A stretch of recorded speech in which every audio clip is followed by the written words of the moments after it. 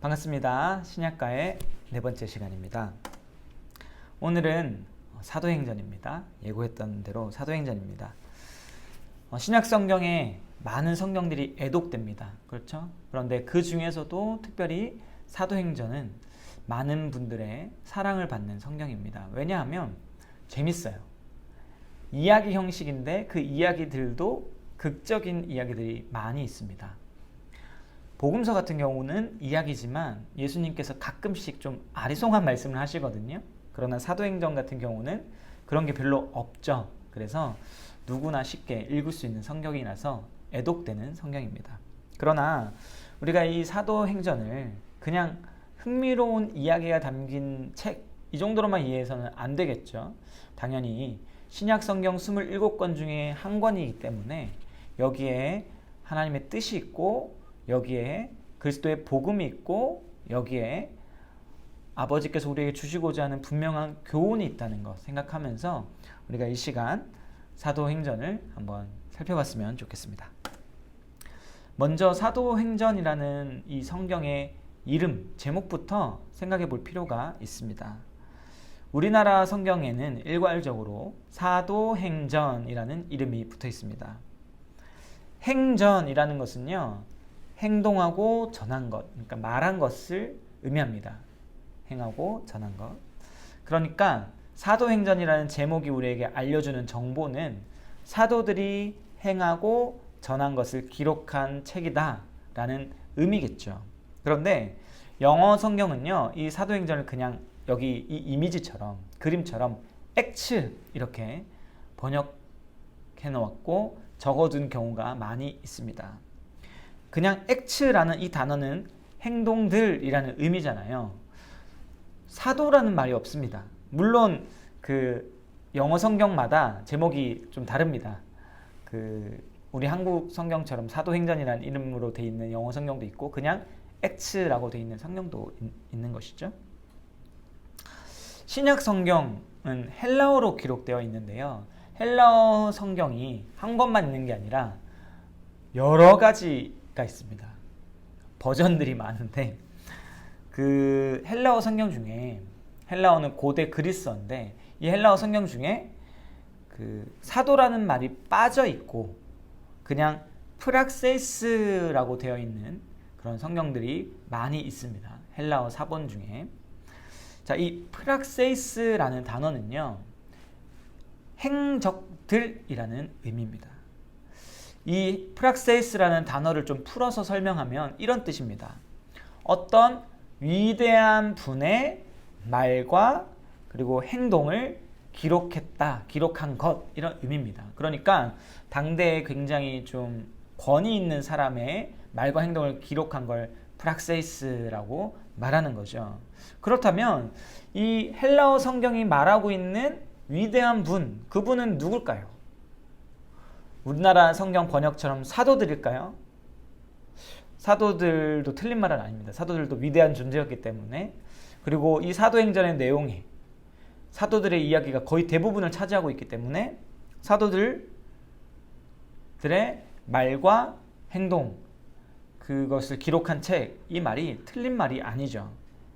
어떤 분들은요, 성령님의 역사가 사도행전에 정말 많이 나타나니까 성령행전이라고 불러야 된다 이렇게 얘기합니다. 이 말도 맞는 말입니다. 성령님 위대하신 분이시고 성령님이 행하신 일들이 사도행전 가운데 많죠. 그러니까 성령행전 부를 수 있습니다. 그런데 사도행전이든지 성령행전이든지 부를 수는 있지만 정확한 표현이라고 할 수는 없습니다. 자, 여기 성경 말씀을 한번 제가 읽어보겠습니다. 사도행전 3장 6절인데요. 베드로가 이르되 은과 금은 내게 없거니와 내게 있는 이것을 내게 주노니 나사렛 예수 그리스도의 이름으로 일어나 걸으라 하고. 자, 베드로가 사도죠. 사도 베드로가 말하고 행동을 하는데 누구의 이름으로 하고 있습니까? 나사렛 예수 그리스도의 이름으로. 베드로가 말하고 행동한, 사도들이 말하고 행동하는 기록이 여기 적혀 있지만 사도들이 독립적으로 행동한 게 아니죠. 예수의 이름으로 행동하고 말합니다. 사도들은 늘 언제나 예수님을 위해서 예수님께서 주신 권위로 행하고 말했죠. 그러니까 사도행전은 사도들만의 행전이라 부를 수 없는 겁니다. 오히려 사도행전은 예수행전이다 라고 불러야 합니다. 특별히 사도행전을 누가 기록했습니까? 누가가 기록했습니다. 누가 기록했냐 했을 때 누가, 언어유인데 사도행전을 누가가 기록했는데 사도행전 말고 또 기록한 성경이 있죠. 누가복음입니다. 누가가 누가복음을 기록하고 사도행전을 기록한 것은 이거는 예수님의 일이야, 이거는 사도들의 일이야, 이게 아니라 예수님의 일을 기록한 누가가 하늘로 올라가신 예수님이 계속해서 어떤 일들을 하셨는가를 기록한 것입니다. 그러니까 동일한 저자가 동일한 예수님의 일들을 누가복음, 사도행전이라는 두 권의 책으로 기록한 것이죠. 예수님께서 성령을 통해서 사도들을 사용하셔서 하신 행동과 말, 그것을 기록한 것이 사도행전인 것입니다. 그래서 예수행전이라 부르는 것, 이게 어떻게 보면 더 정확한 것 아닌가 저는 생각합니다. 혹시 데칼코만이라는 것 아십니까? 여기 이제 이 그림에 나오는 게 데칼코만인데요. 이렇게 종이를 반 딱 접습니다. 그리고 한쪽에만 물감을 막 뿌려요. 그리고 딱 다시 접어요. 그래서 막 누릅니다. 이렇게 쫙 누르고 펼치면 뭔가 예쁜 모양이 나타나는데, 특징이 뭐냐면 한쪽에만 물감을 뿌렸는데 양쪽 똑같은 모양의 그림이 나타나는 거죠. 여기 나오는 데칼코마니처럼. 주로 그래서 나비 모양 많이 그리곤 했는데, 어릴 적에요. 그 예수님도요, 데칼코마니를 하신 거예요. 예수님이 데칼코마니를. 예수님이 무슨 데칼코마니를 하셨나 했을 때 사도행전. 이게 데칼코마니인 겁니다. 예수님이 하신 그 일이 누가복음에 기록되어 있죠. 그 일을 데칼코마니처럼 찍어낸 게 사도행전입니다. 그러니까 예수님께서 성령을 통해서 사도들을 사용하셔서 하신 행동과 말을 기록한 것이 사도행전인데, 이게 그냥 예수님과 관계없이 일어나는 게 아니라 예수님이 하셨던 그 일들을 사도들을 통해서 다시 한번 행하시는 겁니다. 그러니까 데칼코마니처럼 그 예수님의 행동, 특별히 누가복음과 사도행전 가운데 유사한 모습이 계속 반복되는 거죠. 자, 예수님의 그 복음, 누가복음과 사도행전이 데칼코마니다라는 것은요, 지금 다음부터 볼 내용을 보면 더 확실해집니다. 제목을 딱 이렇게 적어놨죠. 이렇게 이해하시면 됩니다. 예수님의 데칼코마니는 뭐다? 교회와 사도들이다. 이렇게 이해하시면 돼요. 그러면 정말 그런가 했을 때, 자, 제가 차근차근 성경 본문을 읽어가면서 한번 비교해 보겠습니다. 누가복음 3장에 보면요, 예수님께서 기도하시고 성령을 받으시는 장면이 나옵니다. 누가복음 3장 21절 22절인데요. 백성이 다 세례를 받을새 예수도 세례를 받으시고 기도하실 때 하늘이 열리며 성령이 비둘기 같은 형체로 그의 위에 강림하시더니 하늘로부터 소리가 나기를 너는 내 사랑하는 아들이라 내가 너를 기뻐하노라 하시니라. 예수님이 기도하시고 세례를 받으실 때 성령이 오시죠. 자, 그런데 여기 반대편, 지금 맨 앞에 누가복음 3장을 봤습니다. 반대편, 이 그림에 있는 표에 있는 반대편으로 가면 기도와 성령, 똑같은 타이틀이 있죠. 사도행전 1장 2장 제가 이렇게 적어놨습니다. 그 오순절 성령 강림 전에 제자들이요, 그 예수님 주신 약속을 믿고 기다렸어요. 그리고 어떻게 됩니까? 오순절 성령 강림 때 성령이 임하는 거죠. 제자들이 기도하고 성령이 임하십니다. 예수님께서 기도하시고 성령이 임하시죠. 데칼코마니입니다. 자, 그 다음에 기도와 말씀 사역, 이 부분을 보겠습니다. 누가복음 5장, 제가 여기 지금 5탄인데요. 6장이 아니라 5장입니다. 5장 16절 17절에 보면요. 예수는 물러가서 한적한 곳에서 기도하시니라. 하루는 가르치실 때, 이렇게 나와요. 기도하시고 말씀을 가르치십니다. 이게 예수님의 사역인데, 이게 이제 사도행전에서 반복되죠. 사도행전 6장 4절에 가니까 사도들이 이렇게 얘기합니다. 우리는 오로지 기도하는 일과 말씀 사역에 힘쓰리니, 이렇게 나옵니다. 말씀, 기도가 세트고 있고, 기도 말씀이 예수님의 사역의 세트였고, 그 다음에 뭡니까? 사도들도 기도와 말씀을 한 세트로 사역하는 거죠. 데칼코만입니다. 자, 그 다음에 그 누가복음 6장에서 예수님께서 기도하시고 제자를 선택하십니다. 제가 시간 관계상 다 읽지 못하겠습니다. 누가복음 6장 12절 13절입니다. 예수님이 기도하시고 12제자를 선택하십니다. 그런데 사도행전 1장에 보면 1장 24절입니다. 사도들이 그 공백이 생겼잖아요. 가룟 유다 그 자리를 그 뽑기 위해서 기도하고요. 그 다음에 사도를 뽑습니다. 12명의 그 사도를 채우는 그 일도 기도와 제자를 뽑는 일, 동일하게 나타나는 거죠. 데칼코만입니다. 자, 또 있어요. 자, 하나님의 말씀을 전하는 것, 이거 아까 봤던 것과 유사한데, 자, 누가복음 5장, 8장, 11장에 보면 예수님이 하나님의 말씀을 전하면 많은 무리들이 와서 이제 듣는 모습들이 나옵니다. 그런데 사도행전 에도 이런 장면이 많이 나오죠. 사도들이 하나님의 말씀을 전합니다. 자, 예수님도 하나님의 말씀을 전하고, 이거 본문 한번 찾아보십시오. 누가복음 5장 1절 예수님이 하나님의 말씀을 전하십니다. 그리고 사도행전 4장 31절 한번 보십시오. 성령이 충만하여 담대히 하나님의 말씀을 전하니라. 사도들도 하나님의 말씀을 전합니다. 자, 그 다음에 기도와 기적. 누가복음 5장 16절 17절 여기서 예수님이 기도하신 다음에 뭐 하시냐면 기적의 능력을 나타내세요.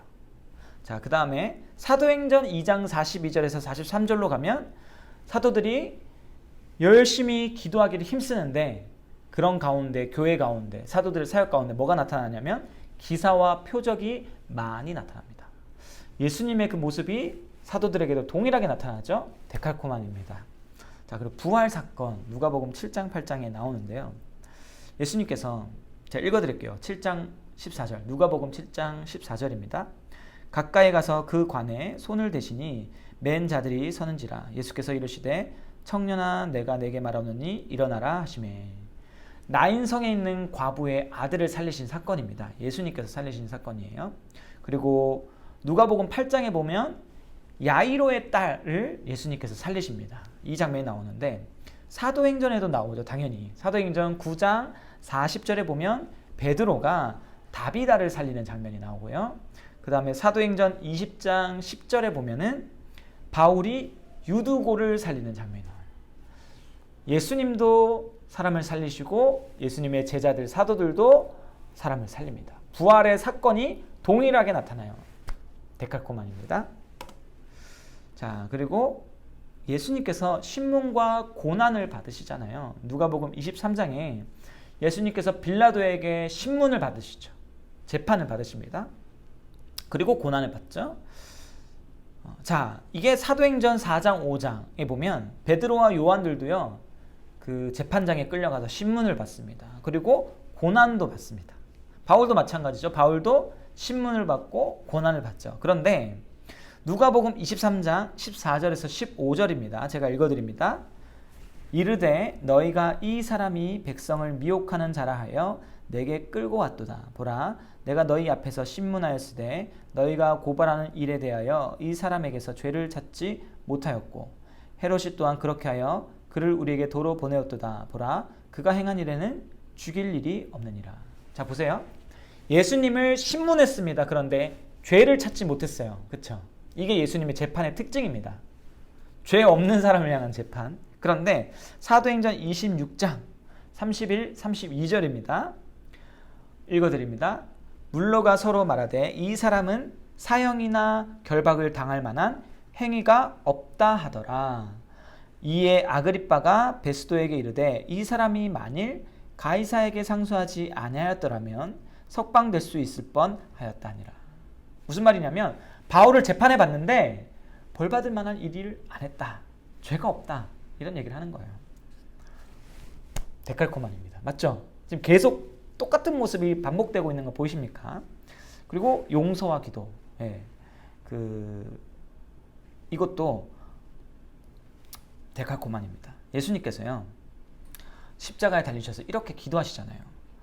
예수께서 이르시되 아버지 저들을 사하여 주옵소서 자기들이 하는 것을 알지 못함이니이다 하시더라. 누가복음 23장 44절입니다. 그리고 또 이렇게 예수님께서 하세요. 23장 42절 43절인데 강도 십자가에 함께 달린 다른 그 사람에게 이렇게 말씀하십니다. 이르되 예수여 당신의 나라에 임하실 때 나를 기억하소서 하니 예수께서 이르시되 내가 진실로 내게 이르노니 오늘 네가 나와 함께 낙원에 있으리라 하시니라.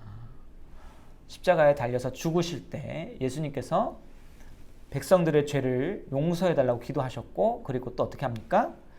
한 강도를 구원하는 한 강도가 구원받는 장면이 나오죠. 예수님이 죽어가시는 그 장면에서.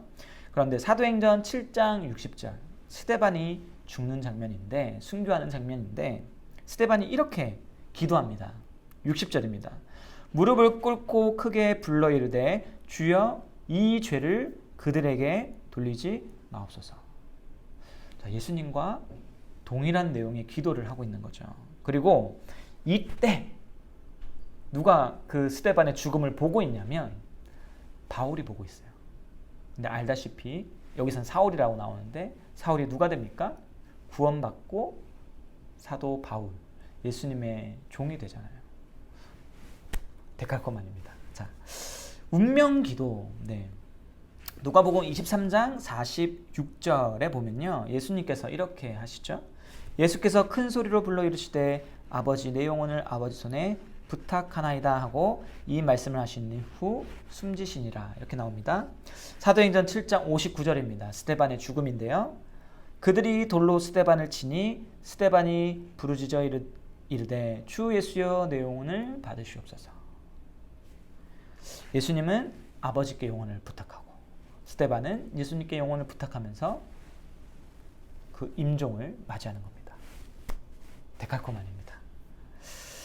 이 밖에도 누가복음과 사도행전에서 데칼코마니는 더 나오는데 제가 한 이 정도로 추려봤습니다. 이 정도도 충분하죠. 무엇을 보여줍니까?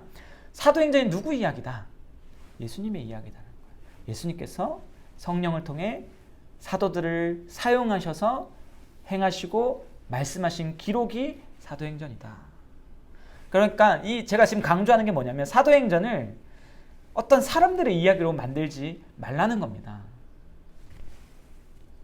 사도행전이 사람의 이야기가 아니라면 그 뒤에 나오는 지금까지 오늘날 펼쳐지는 이 교회 이야기도 당연히 사람의 이야기가 아닌 것이죠.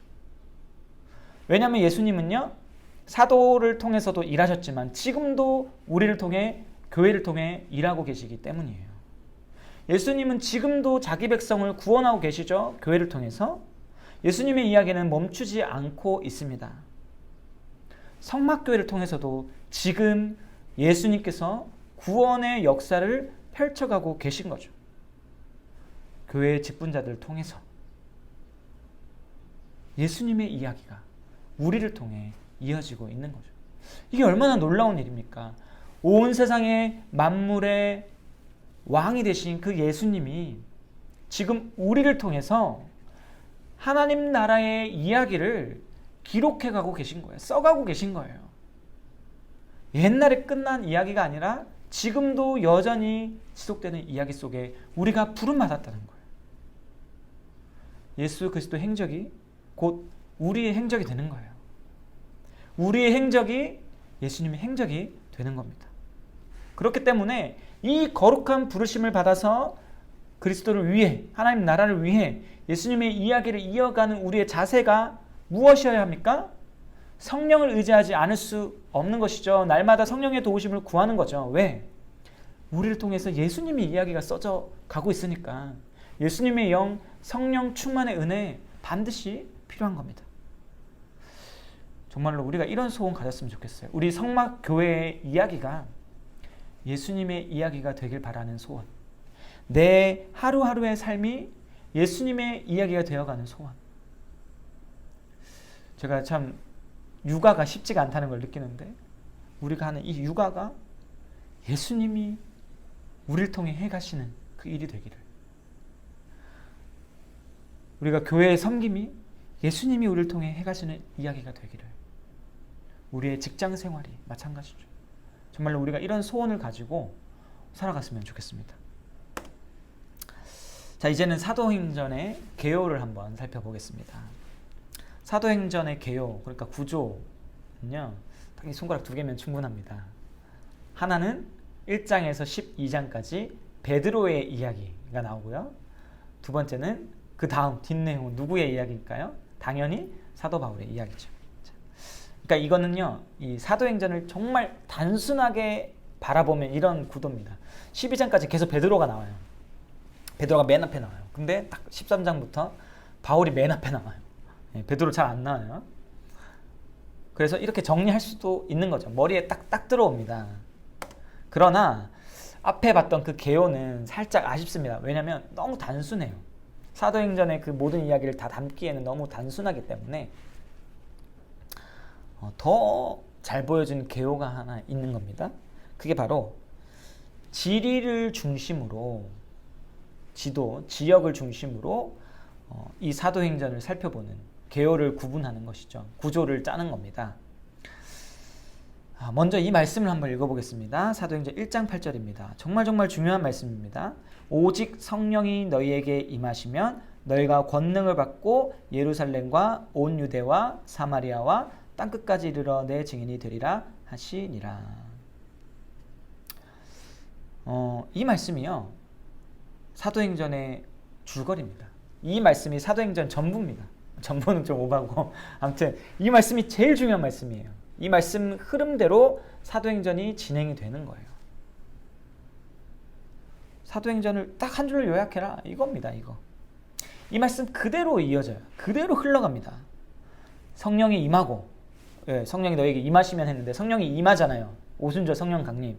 그 다음에 어떻게 됩니까? 예루살렘의 복음이 퍼지죠. 그리고 어떻게 됩니까? 유대 땅으로 복음이 퍼지죠. 사마리아로 가죠. 그리고 바울이 어디까지 갑니까? 땅끝, 로마 갑니다. 이때 당시에 땅끝은 로마였거든요. 로마까지 가는 거예요, 바울이.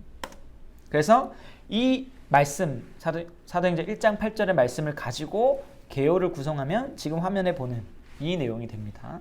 자, 그런데 그 지역이 보면 예루살렘은 하나의 도시고 유대는 조금 더 큰 범위고 사마리아는 더 밖에 외부고 그 다음에 이방인 지역으로 점점점 멀리 땅이 점점점 넓어져요. 그러니까 그 원심형 구조라고 하는데 가운데 점부터 점점점 커지는 이런 구조를 사도행전이 갖고 있어요. 그래서 제가 지금 이 동그라미를 가지고 이 원심형 구조를 표현해 본 겁니다.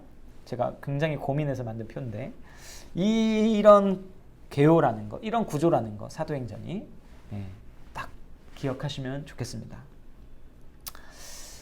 이렇게 흘러가는 겁니다.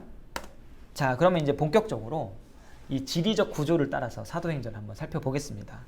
사도행전이 지리적으로 점점점 원이 커져가는 구조다라고 말씀을 드렸기 때문에 당연히 우리가 지도를 보면서 그림을 보면서 사도행전을 보는 게 맞겠죠. 자, 가장 먼저요. 개요 중에 맨 첫 번째죠. 예루살렘 교회의 이야기가 1장부터 7장까지 펼쳐집니다.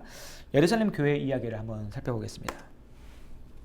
자, 이게 당대 예수님 당대의 그 지도입니다. 그때 당시에 이 정도의 구역으로 구분되어 있었던 것이죠. 사도행전 1장의 시작은요, 예수님께서 하늘로 올라가시는 것, 승천의 이야기로 시작을 하는데 어디서 승천하시냐면 감람산입니다. 여기 보시면 지도에 보시면 예루살렘 바로 옆에 있죠. 예루살렘 옆에 있는 예루살렘 성 근처에 있는 산이 감람산입니다. 빨간색으로 표시해 둔 거 보이시죠? 감람산이 이렇게 생겼다고 합니다. 저는 안 가봤기 때문에. 저는 유럽도 못 가봤고 그 이스라엘 지역도 못 가봤습니다. 우리 성도님들 중에서 이 강의를 듣고 계신 분들 중에서 아마 가보신 분이 계실 건데 부럽습니다. 저도 한번 꼭 가보고 싶습니다. 아무튼 이 사진으로만 봤을 때 이 감난산이 그렇게 높은 산은 아닙니다. 그렇죠? 그리고 이 감난산이요, 여기 영어가 적혀 있는데 다른 이름이 있는데 뭐냐면 올리브산이에요. 올리브산. 올리브 나무가 많아서 아마 그렇게 불린 것처럼 보입니다. 자, 여기서 이제 감난산에서 예수님이 승천하셨고, 그 다음에 3장에 가면요, 베드로가 성전 미문에서 병자를 고치는 이야기가 나옵니다. 성전 미문 어디입니까? 여기 지도에 보시면 빨간색 동그라미를 표시해놨죠. 여기가 성전 미문일 것이다 라고 추정되는 곳입니다. 베드로가요, 성전으로 들어가려고 했는데 문 앞에 나면서부터 걷지 못하는 한 사람이 앉아서 구걸을 하고 있었던 거죠. 이 사람이 평생 동안 태어나서 한 번도 걷지 못했습니다. 그러면서 경험한 게 뭐냐면 이 병을 고칠 수 있는 존재는 있다 없다? 없다라는 걸 살아오면서 경험했죠. 사실 누가 태어나면서부터 걷지 못하는 사람을 걷게 해주겠습니까? 그래서 이 사람이 할 수 있는 거는요, 하나밖에 없는 거예요. 뭐냐면 구걸하는 거. 왜? 은과 금이 있어야 내가 살 수 있다. 나는 다리는 못 고치니까 다른 일을 할 수 없고 그냥 구걸해서 은과 금을 조금이라도 벌어야만 내가 오늘 하루를 살 수 있다. 이게 이제 이 사람의 생각인 것이죠. 그래서 베드로가 지나가는데 구걸을 하고 있었던 겁니다. 베드로가 어떤 사람인지도 모르고 그 뒤에 누가 있는지도 모르고 그냥 동일하게 난 은과 금이 필요해 라고 어필을 한 거죠. 그때 베드로가요, 이 병자를 보고 이렇게 말합니다. 베드로가 이르되 은과 금은 내게 없거니와 내게 있는 이것을 내게 주노니 나사렛 예수 그리스도의 이름으로 일어나 걸으라 하고. 이 사람은 은과 금을 구했어요. 구걸을 했어요. 돈을 구했어요. 그런데 베드로는 뭐라고 얘기하냐면 은과 금은 내게 없거니와 이렇게 되잖아요. 그러면 없으면 그냥 지나가면 되잖아요. 그런데 내게 있는 게 있다. 베드로가 이렇게 얘기하는 거예요. 뭐가 있습니까? 나사렛 예수 그리스도의 이름이 있는 거예요. 그 이름으로 일어나 걸어라. 이게 무엇을 의미합니까? 굳이 왜 베드로가 은과 금이 없다고 얘기했을까요? 이걸 말하는 거예요. 네가 필요한 거는 은과 금이 아니야. 너에게 필요한 건 따로 있어. 나사렛 예수 그리스도의 이름이야. 그 이름을 믿는 자는 구원을 받아. 일어나 걸어라 한 겁니다. 그러자 병자가 일어나죠? 그럼 이제 병자의 문제가 다 해결된 건가요? 일어났으니까 이제 끝입니까? 아니죠. 더 중요한 문제가 있는 거예요. 뭡니까? 이 다음 본문에 보면 진짜 베드로가 이 사람에게 주고자 했던 게 뭔가 그게 나타나요. 은과 금을 준 것보다요, 당연히 걸어갈 수 있도록 해준 게 더 좋은 겁니다. 그런데 병자에게 더 중요한 게 있어요. 본질적인 변화가 필요한 겁니다. 뭐냐면 병자는 지금까지 미문 밖에서 구걸을 했어요. 이 미문, 여기 지도를 보시면 보이겠지만 이 문을 통과해야 이 성전 뜰로 들어가는데 여기가 유대인 남자들이 예배하는 장소입니다. 근데 못 들어가요. 왜? 병자라서. 태어나서 단 한 번도 예배하는 자리로 못 들어갔어요. 이 자리로. 유대인의 뜰로. 유대인들이 율법을 자기 마음대로 이렇게 조항을 만들어 놨는데 이 뜰로는요, 이 문을 통과하는 뜰로는요, 여자도 못 들어가고 이방인도 못 들어갑니다. 여기 위에 보시면 이방인의 뜰 보이십니까? 이런 데만 들어가게 해놓은 거예요. 그러니까 이 사람은 그냥 다리만 불편했던 게 아니라 하나님을 마음껏 예배할 수 없었던 사람입니다. 그러니까 이 사람의 가장 큰 문제는 하나님을 예배하지 못했다는 거예요. 그런데 이 문제, 하나님을 예배하지 못했던 문제가 무엇으로 해결됩니까? 예수 그리스도의 이름으로. 예수 그리스도가 하나님께 나아갈 수 있는 참된 문이다. 유일한 문이다. 길이다. 우리에게 보여주는 겁니다. 예수님의 이름이야말로 가장 큰 능력이고 이 능력으로 구원받고 하나님을 예배할 수 있다. 여기 이 본문이 우리에게 보여주는 겁니다. 여러분, 우리가 받은 복이 뭡니까? 우리가 예수 믿고요, 어떤 분들은 뭐 하는 일이 잘 될 수도 있어요. 그런 복을 주실 수도 있습니다. 그런데 안 믿고도 그런 복을 받을 수 있어요. 안 믿는 사람 중에도 잘 사는 사람 많잖아요. 예수님 믿고 여러 가지 복을 받을 수 있지만 진짜 우리가 받은 복은요, 하나님을 예배하게 됐다는 거예요. 예수 그리스도를 믿고 생명의 주인이신, 생명을 주시는 하나님을 예배할 수 있는 사람, 하나님 아버지 앞에 나아갈 수 있는 존재가 되었다는 것, 그것이 우리가 받은 가장 큰 복인 겁니다. 죄가 이 예배를 우리로부터 뺏어갔는데 예수 그리스도의 이름이 이 죄가 뺏어가 버린 것을 되찾아온 겁니다. 그렇기 때문에 예수 그리스도의 이름이야말로요, 은과 금보다 더 귀한 거예요. 교회는요, 은과 금을 주는 곳이 아닙니다. 은과 금이 내게 없거니와, 베드로는 지금 이걸 얘기하잖아요. 은과 금은 내게 없거니와. 사도에게 뭐가 있습니까? 그리스도 예수의 이름. 교회가 주어야 될 거는 그리스도 예수의 이름이고요, 우리가 교회로 나와서 찾아야 될 것도 마찬가지입니다. 그리스도 예수의 이름입니다. 그리고 그 이름으로 하나님 예배하게 된 것, 그게 우리가 받은 가장 큰 복인 것이죠. 앞서 언급했던 것처럼 사도행전은 예루살렘 그리고 온 유대, 사마리아 땅끝까지 이렇게 점점 그 지리적 원이 커져가는 그런 구조라고 말씀을 드렸습니다. 이런 구조 속에서 사도행전 7장까지는 예루살렘 교회 이야기가 나오죠. 자, 3장에서 베드로가 그 걷지 못하는 사람을 일으킨 사건, 그걸 가지고 그 사건이 일어났고, 그 일로 인해서 베드로가 사람들에게 설교할 기회를 얻어요. 그게 3장의 내용입니다.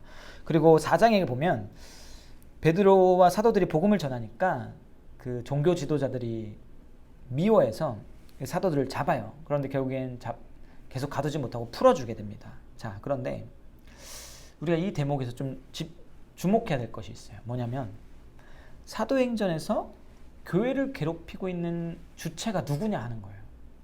사도행전을 쭉 읽어보시면요, 교회를 계속 반복해서 괴롭히는 사람들이 있는데 유대인들입니다. 종교 지도자들이에요. 예수님을 못 박은 사람들 누구죠? 유대인들, 종교 지도자들이죠. 예수님을 못 박은 유대 종교 지도자들이 동일하게 교회를 핍박합니다. 왜 그럴까요? 교회가 예수님의 몸이기 때문이죠.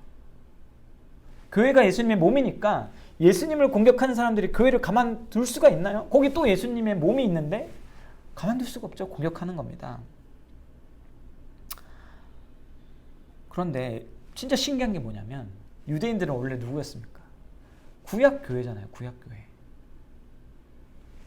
원래 하나님의 백성이었잖아요. 그런데 하나님의 백성이었던 사람들이, 교회였던 사람들이 예수님의 몸 교회를, 새로운 교회를, 새 언약 백성을 공격하는 겁니다.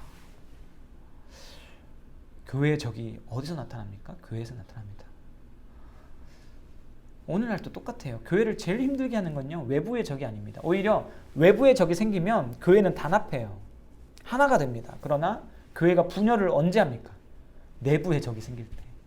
교회 안에서 복음을 떠난 이들이 교회를 괴롭히는 적이 됩니다. 유대인들, 종교 지도자들이 복음을 떠나서 교회의 적이 됐던 것처럼 오늘날도 여전히 교회 안에서 복음을 떠난 사람들이 교회를 공격한다는 것, 우리가 이걸 좀 기억했으면 좋겠어요. 그래서 내가 정말 그런 사람이 안 되기를, 물론 주께서 은혜 주시겠지만은, 근데 늘 우리도 스스로 깨어서 우리 스스로를 돌아보고 겸비해야 하겠죠. 자, 이렇게 사도행전 1장에서 7장까지 교회 이야기 계속 나오는데 여기서 몇 가지 더 주목할 것들이 있습니다. 먼저 사도행전 4장에 나타나는 교회의 모습을 우리가 좀 주목할 필요가 있어요. 이 말씀인데 제가 한번 읽어보겠습니다. 믿는 무리가 한 마음과 한 뜻이 되어 모든 물건을 서로 통용하고 자기 재물을 조금이라도 자기 것이라 하는 이가 하나도 없더라. 사도들이 큰 권능으로 주 예수의 부활을 증언하니 무리가 큰 은혜를 받아 그 중에 가난한 사람이 없으니 이는 밭과 집 있는 자는 팔아 그 판 것의 값을 가져다가 사도들의 발 앞에 두매 그들이 각 사람의 필요를 따라 나누어 줌이라. 구브로에서 난 레이족 사람이 있으니 이름은 요셉이라. 사도들이 일컬어 바나바라 번역하면 위로의 아들이라 하니 그가 밭이 있음에 팔아 그 값을 가지고 사도들의 발 앞에 두니라. 먼저 사도행전 4장에 나타난 교회의 모습을 한번 보십시오. 좀 놀라운 모습이 나타나지 않습니까? 자, 이 내용과 거의 동일한 짝을 이루는 내용이 사도행전 2장 말미에 나오는데요. 초대교회의 모습을 우리에게 보여줍니다. 이 안에 하나님 나라가 있어요. 천국이 있어요. 천국은 어떤 곳일까요? 천국은요, 모자람이 없는 곳입니다. 태초에 아담과 하와가 머물렀던 에덴 동산에 부족한 게 있었을까요? 하나님이 보시고 만드시고 보시기에 좋았다 하신 그곳에 부족함이 있었겠습니까? 없었죠. 굶주림이 있었을까요? 없었습니다. 배고픔, 가난, 부족함 없습니다. 거기가 천국입니다. 그런데 이 교회에 그런 모습이 나타난 거예요. 하나님과 사랑의 교제가 풍성한 곳이 교회가 되었고, 동시에 하나님과 사랑을 나누니까 성도들 간에 서로 사랑을 나누죠. 이 하늘나라의 교제, 천국의 교제가 풍성해지니까 거기에 뭐가 나타납니까? 배고픔이 사라져요. 그렇죠? 가난한 사람이 사라집니다. 부족함, 모자람이 사라져요. 왜? 사랑이 충만하니까. 하나님을 사랑하고 이웃 사랑하는 게 충만하니까 천국으로 변해버리는 거예요. 부족함이 없는 곳이 된 겁니다. 그런데 이런 모습이 교회에서 정말 짧게 나타나요. 정말 짧게.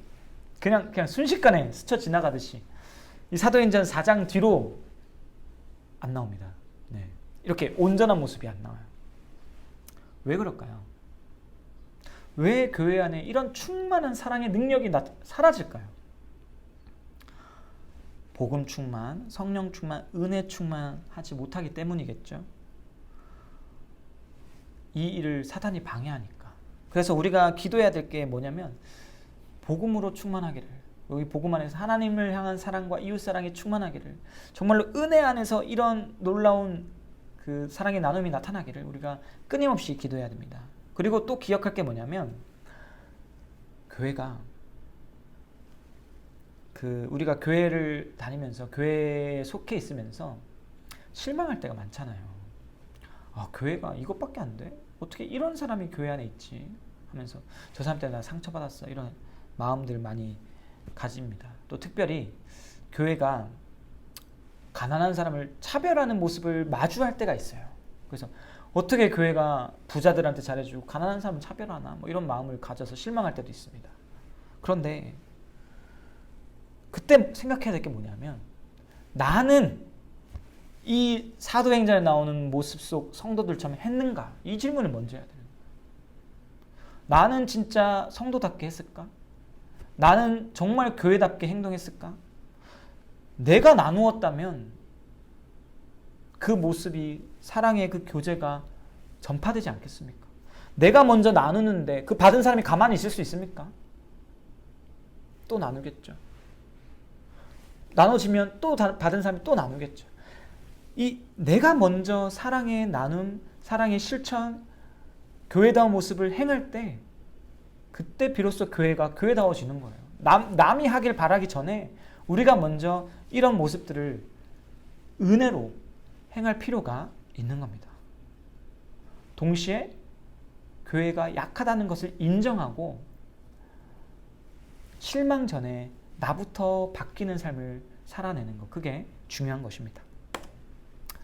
자, 4장에서는요, 성령 충만해서 교회가 천국처럼 변하는 모습을 우리가 봤어요. 그런데 5장에는요, 충격적인 장면이 하나 나와요. 뭐냐면 아나니아와 삽비라가 교회에서 죽는 장면이 나와요. 이게 정말 충격적인 장면인데, 이 본문은 여러 가지 교훈을 줍니다. 먼저 교회를 향한 사탄의 방해와 공격이 얼마나 신속하게 일어나는가. 4장의 그 아름다웠던 모습을 한 장 딱 진짜 몇 줄만 넘어가면 바로 무너지는 모습이 나오니까 사탄의 공격이 얼마나 예리하고 대처가 빠른가, 이게 나타나는 거죠. 그리고 동시에 권징이 일어나서 이 공격, 사탄의 공격을 막았다라는 것도 나타납니다. 자, 여러 가지 교훈이 여기 있지만 오늘 이 시간 좀 주목해 볼 것은 이겁니다. 어떤 사람들이 천국을 깨트리는가, 어떤 사람들이 교회를 망가뜨리는가 하는 거예요. 자, 제가 아까 방금 말씀드렸어요. 4장은 어떤 모습이 나타났다? 교회 안에서 천국과 같은 모습이 나타났다. 그런데 4장 이후로 성경에 이렇게 아름다운 4장처럼 아름다운 교회 모습이 안 나와요. 왜? 천국을 깨트리는 사람들이 나타나기 때문에. 그럼 어떤 사람이 천국을 깨트리느냐? 아나니아와 삽비라 같은 사람인데, 아나니아와 삽비라가요, 자기 재산을 팔아서 교회에 주는 사람입니다. 그러니까 오늘날로 치면 집 팔아서 헌금하는 사람들이에요. 아, 이거 진짜 대단한 일 아닙니까? 헌금 엄청나게 하는 사람이에요. 그런데 아나니아와 삽비라가 죽어요. 왜 죽습니까? 얼마를 감추었기 때문에. 근데 이게 더 당황스러운 거예요. 전 재산 팔아가지고 그 중에 일부 놔두고, 예를 들어 뭐 1할만 놔두고 9할을 바쳤으면 그게 죽을 일입니까? 100만 원 중에 90만 원 헌금하면 죽을 일입니까? 칭찬받아야 될 일이잖아요. 근데 아나니아와 삽비라가 죽는 거예요. 왜요? 거짓말해서? 맞아요. 이거 드러나는 표면적 이유입니다. 그런데 거짓말한 동기가 정말 악하기 때문이에요. 아나니아와 삽비라가 왜 재물을 바쳤는가? 그게 중요해요. 자, 아나니아와 삽비라가 재물을 교회에 바치기 바로 직전에 어떤 장면이 나오냐면, 바나바가 재산을 바치는 사람이 나와요. 장면이 나와요. 그런데 바나바는요, 교회에서 되게 중요한 사람이에요. 교회 지도자가 되죠. 나중에 그 바울과 함께 선교 여행을 가잖아요. 바나바는 일종의 그 교회에서 큰 영향력을 가진 지도자가 된 사람입니다. 근데 이 사람이, 바나바라는 사람이 헌금을, 전 재산을 다 내놓는 거예요. 자, 보십시오. 교회로 들어왔는데, 바나바라는 사람이 전 재산을 바치고 교회에 막 칭송을 받고 막 높은 자리로 올라가는 거예요. 지도자로 성장하는 거예요. 멋있는 거예요. 그렇게 되고 싶은 거예요. 그 마음 때문에, 높아지고 싶은 마음 때문에 아나니아와 삽비라가 재산을 내놓는데 아까운 거예요. 그래서 숨긴 거예요. 교회를 사랑해서, 형제 자매를 사랑해서 그들의 부족함을 채우기 위해서 재산을 내어놓은 게 아니라, 바나바는 이렇게 내놓았거든요. 근데 아나니아와 삽비라는 사랑 때문이 아니라 높아지려고, 교회에서 존중받으려고, 인정받으려고, 교회에서 힘을 가지려고 재산을 내놓은 거예요. 자기 사랑이 죄인데 죄악된 마음을 가지고 헌금한 거예요. 만약에 아나니아와 삽비라가 여기서 안 죽고 그게 귀한 헌금으로 인정됐다고 생각해 봅시다. 아나니아와 삽비라가 당연히 좀 사람들에게 존중받지 않겠습니까? 전재산 팔아서 다 내놨다고 얘기하는데, 만약에 생각해 보세요. 우리 교회에 갑자기 어떤 분이 집 팔아가지고 30억 정도 되는 집이 여기 없겠지만은 뭐 5억을 바쳤어요. 그리고 교회에서 살아. 5억 바치고 교회에서 막 먹고 자고 하세요. 이분만큼 존경받을 사람이 어디 있겠습니까? 교회에서. 완전 그냥 넘버원 되는 거잖아요. 아나니아 삽비라가 그대로 헌금이 받아들여졌다면 아나니아 삽비라 그냥 교회에서 승승장구하는 겁니다. 영향력을 가지겠죠. 그런데 그 마음 자체가 본래 하나님 사랑, 이웃 사랑이 아니기 때문에 그 사람들이 지도자가 됐을 때 어떤 일이 일어났겠습니까? 그 사람들이 직분자가 됐을 때 교회에 어떤 일이 일어날까요? 교회 망하는 거예요. 망합니다. 100% 망합니다. 오늘날 한국 교회가 이런 일 때문에 얼마나 많이 망합니까? 제가 구체적인 예를 들어드릴 수도 있는데 괜히 교회에 대한 실망만 더 커질까 봐 저는 좀 자제하겠습니다. 아무튼 그런 분들 많아요. 헌금 많이 내셔가지고 교회에서 힘을 가진 다음에 교회 모든 것들 좌지우지 하시는 분들이 정말 많습니다. 우리는요, 왜 우리가 헌신하는가 질문을 계속 해봐야 되는 거예요. 왜 우리가 교회를 섬기고 왜 우리가 헌금하고 있는가? 끊임없이 아나니아와 삽비라의 모습이 우리에게 없는가 돌이켜봐야 하는 겁니다. 자, 5장에 이렇게 끔찍한 모습이 나오고 다시 사도행전 6장에 가면요, 직분을 세우는 장면이 나옵니다. 4장에서요, 그 천국과 같은 모습, 가난한 사람이 사라지는 모습이 있었는데, 왜 가난한 사람이 사라졌습니까? 구제가 활발하게 일어났기 때문이에요. 그런데 시간이 흐르니까 그 예수님 믿는 사람이 너무 많아지는 거예요. 급격한 성장을 이루다 보니까 자연스럽게 이 구제 사역에서 소외되는 사람들이 생긴 겁니다. 그러니까 예를 들어 교회에 3,000명이 있는데 3,000명이 누가 가난한지 모를 수 있잖아요. 그래서 그 구제 대상에서 빠지는 거예요. 그래서 교회에서 누구를 막 돕는데 헬라 사람들, 그리스 사람들이 자꾸 빠지는 거예요. 그러니까 그리스 사람들이 유대인들을 향한 원망을 가지죠. 유대인들은 원래 믿었던 사람들이고 그리스 사람 나중에 들어온 사람들이니까 원래 있던 사람들은 서로 속속들이 잘 알죠. 그러니까 서로 막 잘 도와줘요. 그런데 그리스 사람들은 도움을 못 받아요. 섭섭하죠. 원망하죠. 교회가 막 그 혼란스러워지는 겁니다. 그러니까 뭐 쉽게 말해서 이런 겁니다. 우리 성막교회가 한 5년 새에 막 지금 한 400명, 코로나 전에 400명 가까이 모였다고 들었는데 400명에서 갑자기 700명이 됐어요. 2배죠. 그런데 그 300명이 다 저기 마산 토박이가 아니고 지역민을 통해서 전도받은 게 아니라 다 외부에서 갑자기 막 이사 와서 온 분이라고 생각해 봅시다. 그러면 자연스럽게 그 관계라는 것이 기존의 교회 속에 계시던 분들의 그 관계와 새로 이입된 성도들의 관계가 끈끈하지 못하겠죠.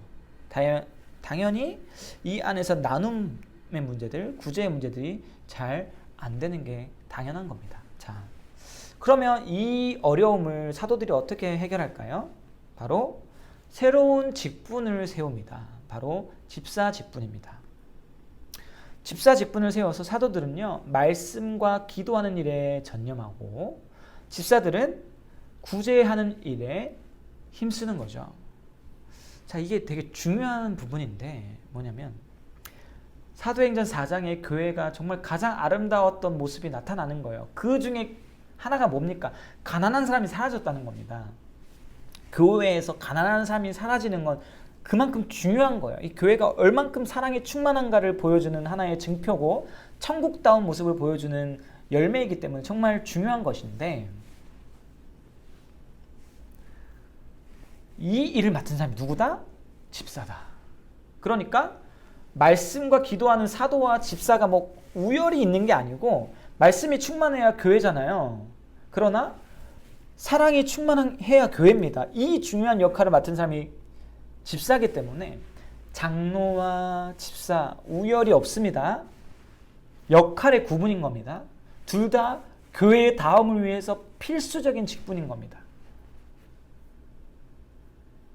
자, 그리고 이 집사를 세우니까 어떻게 됩니까? 여기 보니까 하나님의 말씀이 점점 왕성하여 말씀이 더 잘 전해지고 집사가 성도들을 돌보고 그들의 필요를 돌보고 그들의 마음을 받아주고 살펴주니까 말씀 사역자들이 더 말씀을 잘 전해요. 장로들이 더 말씀을 잘 가지고 더 잘 다스려요. 더 잘 되는 거죠. 교회가 부흥하는 겁니다.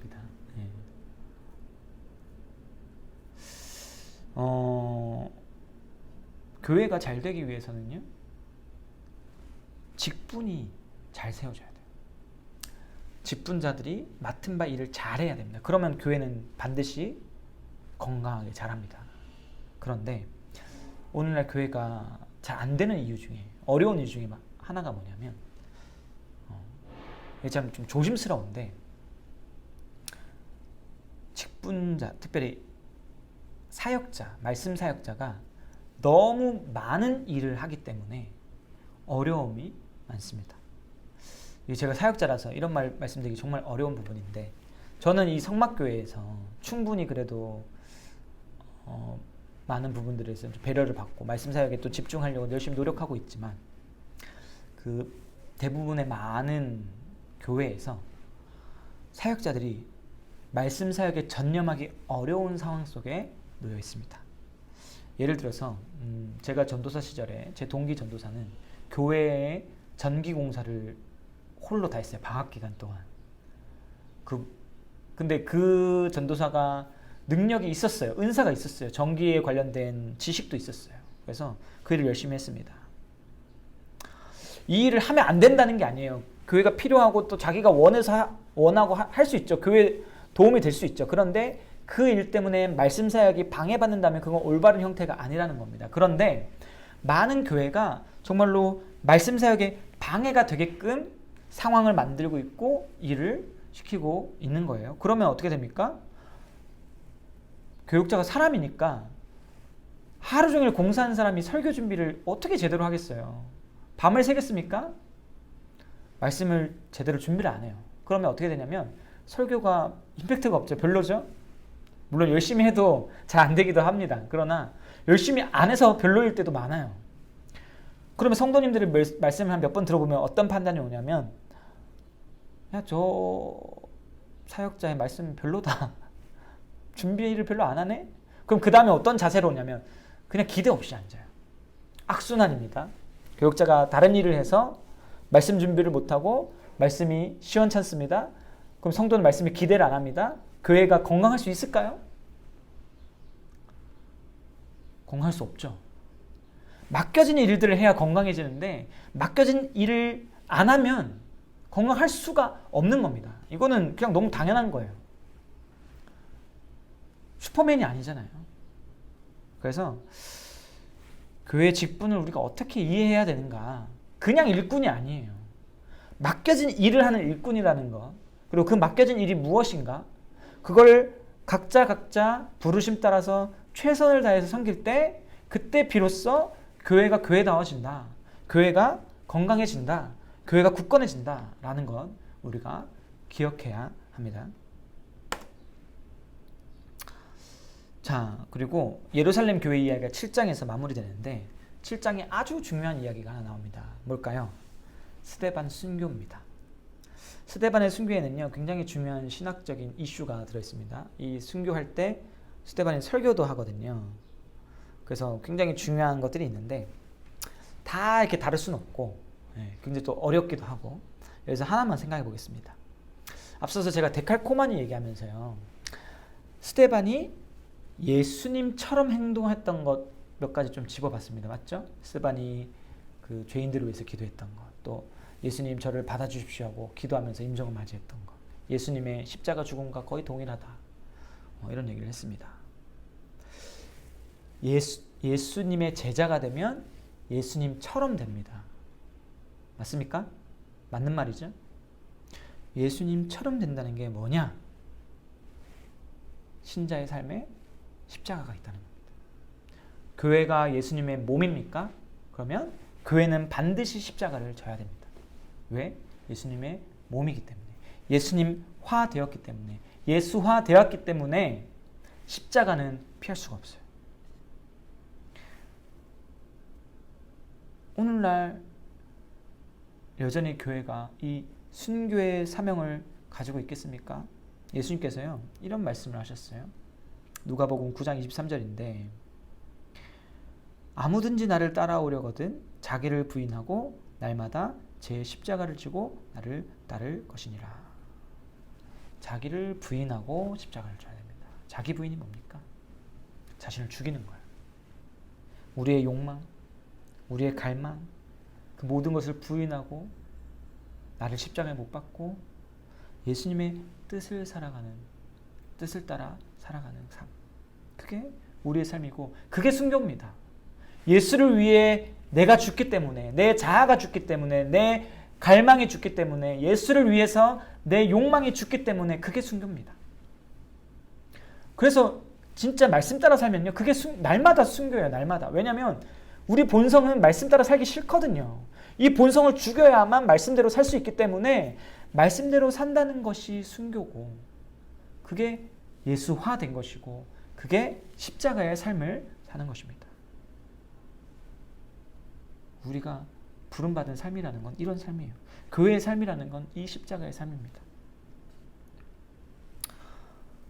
십자가 옛 자아가 못 박혀 죽어야 돼요. 그런데 죽지만 살죠. 새 생명이 우리에게 있잖아요. 그리스도와 함께 생명의 삶을 살죠. 말씀을 따라 사는 삶을 살죠.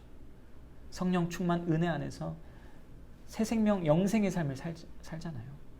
우리가 진실로 날마다 자기를 부인하며 십자가를 지고 새 생명 가운데 거하는 삶을 살기를 바라고 소원합니다. 오늘은 사도행전 여기까지 하겠습니다. 성도님들 들으시면서 좀 긴장하셨을지 모르겠습니다. 7장까지밖에 안 했는데 1시간이야.